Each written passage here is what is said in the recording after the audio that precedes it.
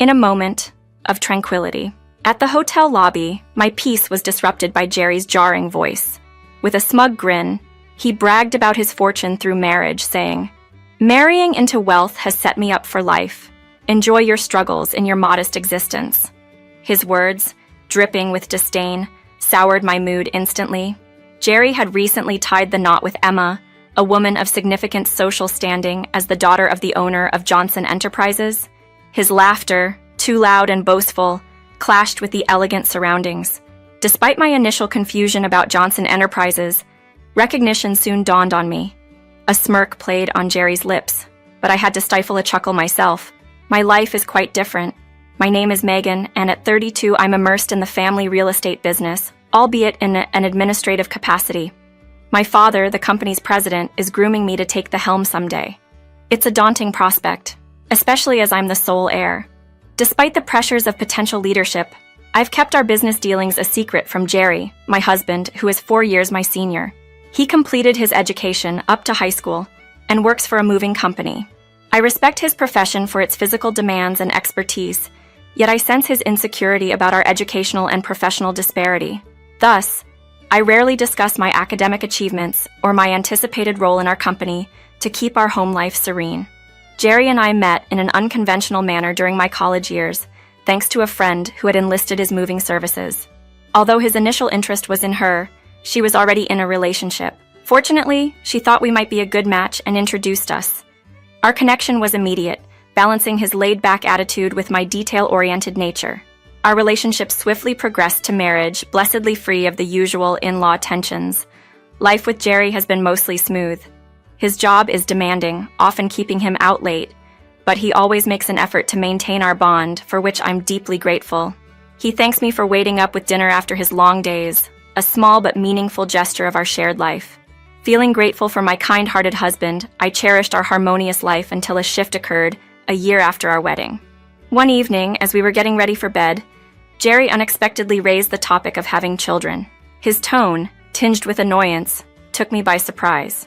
The thought of starting a family had crossed my mind as well. Although we hadn't been trying actively, I believed that with our regular intimate life, parenthood would eventually happen, when the time was right.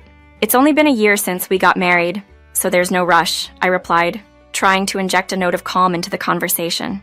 I too longed for children, but understood that pressuring ourselves wouldn't be beneficial. To soothe Jerry's concerns, I maintained a reassuring tone, emphasizing patience. Jerry, however, seemed unconvinced and cited statistics to back his point, claiming that there's about a 70% chance for couples not using contraception to conceive within a year. His assertiveness surprised me. I wasn't aware of the exact figures, but his quoted percentage felt overwhelmingly high. "If you're really eager to start a family, perhaps we should consider getting tested," I suggested, thinking it prudent to rule out any potential issues. Jerry's reaction was defensive and accusatory, questioning if I was implying the problem lay with him, and stating that infertility was usually a woman's issue, thus dismissing the need for him to get tested. I was stunned by his harsh words.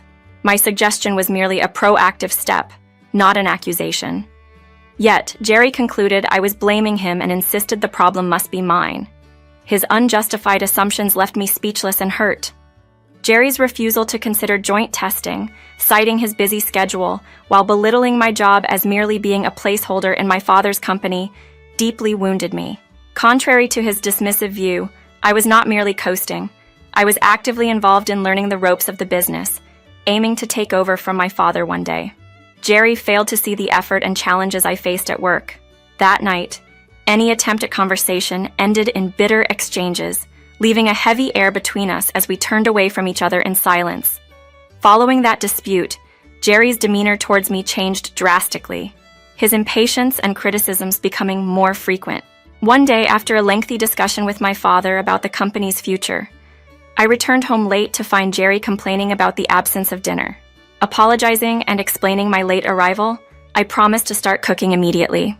But Jerry's comments, underestimating the size and significance of my father's business, highlighted a lack of understanding and respect for my professional commitments. Offering him a drink while I prepared the meal, I reflected sadly on the role alcohol played in smoothing over our relationship's growing tensions. Dealing with Jerry's moods became a daily challenge, and if offering him a drink could ease the tension, then I was willing to try anything. The following morning, Jerry's demeanor hadn't improved. His demand for dinner to be ready up on his return felt more like an order than a request. With a heavy heart, I prepared for my day, which included a visit to the gynecologist for fertility testing. A step I had suggested but now faced alone since Jerry had outright refused to participate. The decision to undergo testing wasn't easy, especially doing it by myself. Yet, I knew it was necessary. If there were any issues on my end, early detection and treatment were crucial.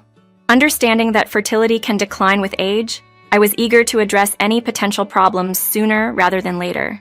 The clinic was bustling, and after an hour's wait, I underwent a thorough examination and blood tests. The doctors promised results by my next appointment. The possibility that the problem might lie with me was daunting, but I was ready to face whatever came my way. When Jerry returned home, I shared the day's events with him, hoping for a sliver of support or understanding. His response, however, was predictably insensitive. "If there's a problem, it's good you're getting tested. Let me know what they find," he said, barely hiding his conviction that I was to blame for our fertility struggles. Over the next 3 years, our situation remained unchanged. We still hadn't conceived, and Jerry's interest in starting a family seemed to wane. His late nights became more frequent, and there were times he didn't come home at all. His excuses of drinking with colleagues or karaoke sessions didn't ease my growing frustration. My career demands increased, pushing the dream of family further to the background, but Jerry's recent neglect was too much to bear. One day, Jerry left his smartphone at home. As I picked it up, intending to place it in his room, it rang. The caller ID displayed Emma, presumably a colleague. Answering the call to let them know Jerry had forgotten his phone, I was met with a flirtatious voice eager for Jerry's company, mentioning a date and a park opening they were planning to attend together. The word date hit me hard, a stark revelation of the state of our marriage and Jerry's actions outside of it. The reality of the situation was clear, and I was left to confront the depth of our issues far beyond what I had imagined. After abruptly ending the call, my mind raced with questions and emotions. The voice on the other end had eagerly anticipated a date with Jerry, a word that hinted at a relationship far from professional. My heart pounded with the realization that Jerry might be having an affair, a thought that turned my initial shock into a deep sense of betrayal. While I was dealing with the challenges of infertility, it seemed Jerry had found solace in someone else's company. The pieces of his recent distant behavior now fell painfully into place. Driven by a mix of anger and determination, I resolved to uncover the truth about Jerry's infidelity. Accessing his smartphone was surprisingly easy. His birth date served as the key to his digital world. A quick glance at his call history and text messages confirmed my worst fears. Conversations with Emma were filled with an intimacy and affection that felt like a punch to the gut. I documented everything with my phone, a silent witness to the betrayal. Despite the turmoil within, I maintained a facade of normalcy, waiting for the right moment to act. 2 months later, my father, the head of our family business, called me into his office for a serious conversation that left me reeling yet resolute about the future. The revelation of Jerry's affair and his subsequent proposal to separate came as no surprise. Prepared for this eventuality, I agreed to the divorce without hesitation. Jerry's reaction suggested he hadn't expected my acquiescence, perhaps hoping for a different outcome that would allow him to continue his liaison with Emma without guilt. Nonetheless, his apparent relief at my agreement only fueled my resolve. As we discussed the practicalities of our separation, including the house and its associated mortgage, Jerry's concern seemed centered on his own financial capabilities rather than the emotional weight of our breakup. Confident in my decision, I moved out, returning to my parents' home, where their support helped reinforce my belief in the choice I had made. In the wake of the divorce, I immersed myself in work, finding solace in the familiarity and demands of my job. Time passed quickly, and before I knew it, a year had gone by. My father, noticing my relentless work ethic and the toll it was taking, suggested a trip to the Northeast for a much-needed break. Embracing the idea, I embarked on my first solo journey, finding the crisp air and the warmth of the locals to be a balm for my soul. Engaging with people, from helpful passersby to the friendly bar owner, I discovered a sense of peace and healing that had eluded me for so long. This trip, meant as a brief escape, became a pivotal moment in my journey toward recovery and self-discovery. I had chosen a renowned hotel in Portland for my stay, attracted by its fame and the promise of luxury, thinking it would be the perfect backdrop to fully embrace my solo adventure. Settling into the comfort of the hotel lobby with a welcome drink in hand, I felt the weariness from my travels begin to dissipate, and I playfully entertained the thought of making Portland my new home.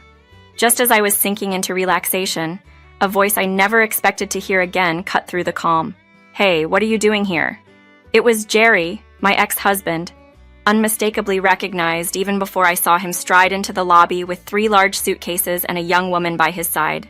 She was notably younger, perhaps in her early 20s, adorned with bold makeup and vibrant red nails, her attire boldly defying the cool northeast air with a short skirt.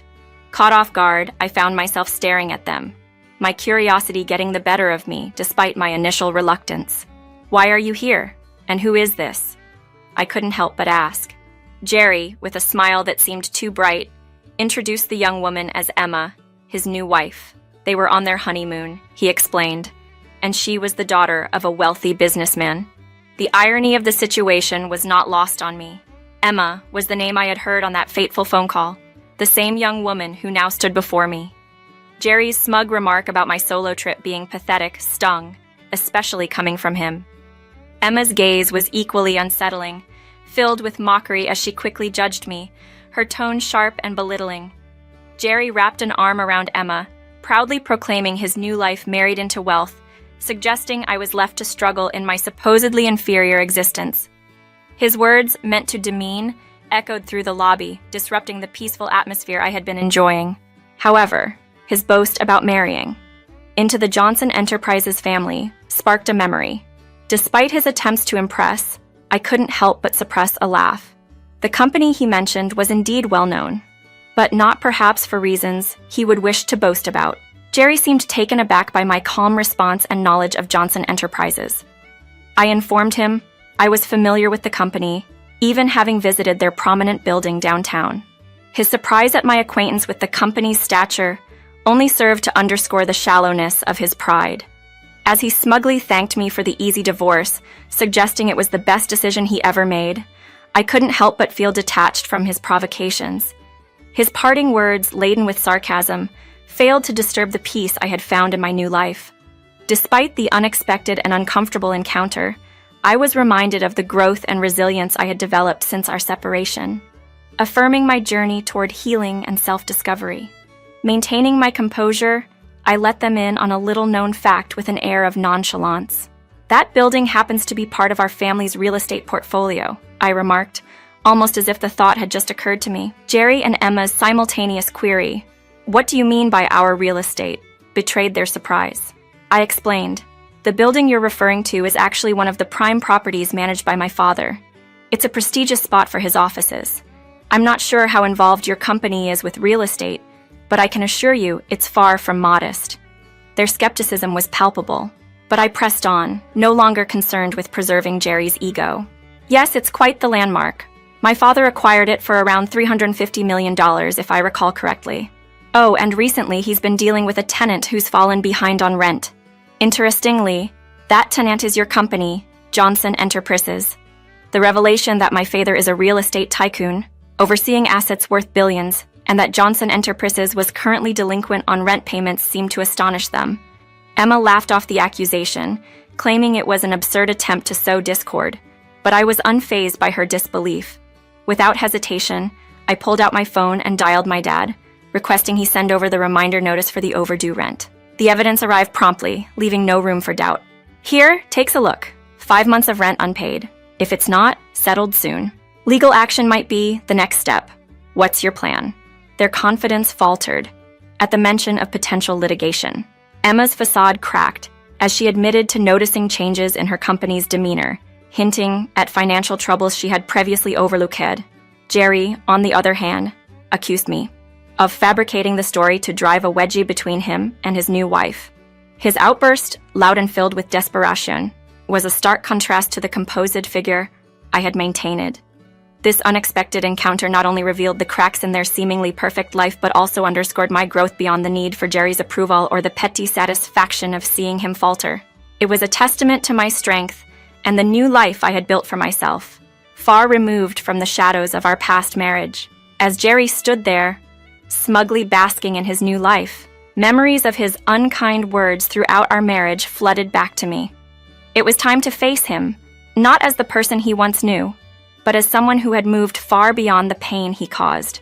Do you honestly believe I harbor any feelings for you after everything? How delusional. My days of tolerating your shallowness are long gone. In fact, I pity Emma for being entangled with someone of your caliber. Was it her wealth that drew you in, just as you had shallow motives for marrying me? And let's not forget who abandoned whom over the inability to have children, branding me as useless. All the blame you've cast my way, yet you think I still hold affection for you? That's laughable. Releasing years of suppressed frustration felt liberating. Jerry, on the other hand, seemed to boil over with rage, resorting to calling me names and boasting about his plans with Emma, all while trying to deflect blame onto me for his company's financial woes. It was then I chose to reveal my current happiness. Oh, by the way, I'm 5 months pregnant. I've been advised by my doctor that this trip would be good for me, a moment of peace before embracing motherhood. The shock on Jerry's face was evident. Yes, after our divorce, I found love with someone who truly supports me, my boss, an ally of my father and a proponent of my future leadership. Our marriage was swift yet celebrated. And now, expecting his child, my life is filled with genuine joy and support. I continued. And just so you know, my father plans to retire as CEO next month. He's stepping down earlier than expected due to health reasons, leaving me to inherit not just his position, but also his legacy. This transition, in many ways, was made smoother by our divorce, allowing me to move forward unencumbered.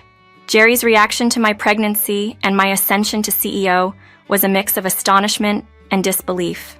This revelation was not just about proving my independence and resilience, but about showing how far I had come since our separation. The life I was building, filled with love, support, and success, stood in stark contrast to the past we shared. It was a testament to the strength I had found within myself and the new beginnings that awaited, far from the shadows of our failed marriage. Discovering my newfound happiness and the unexpected turn of events in my life, I confidently shared with Jerry that I was pregnant. His reaction was one of shock and confusion, questioning our past decisions regarding birth control and the revelation that the fertility issues may have actually been on his side. This news seemed to hit him hard, leading him to question his decisions, especially his recent marriage to Emma, who was visibly upset by the conversation. I calmly explained that during our marriage, I had undergone fertility tests, which indicated no issues on my end, subtly implying that the problem might not have been with me after all.